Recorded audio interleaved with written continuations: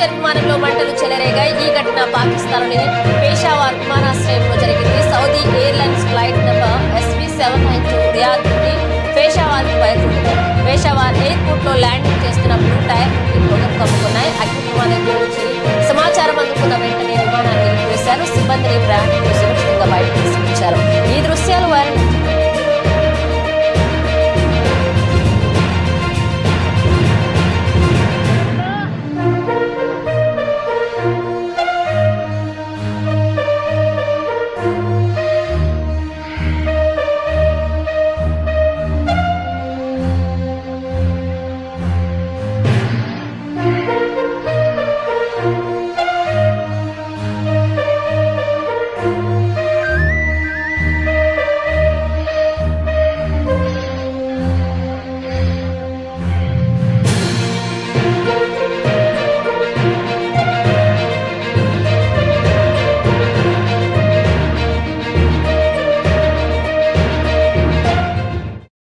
Passenger విమానంలో మంటలు చెలరేగాయి. ఈ ఘటన పాకిస్తాన్లోని పేషావర్ విమానాశ్రయంలో జరిగింది. సౌదీ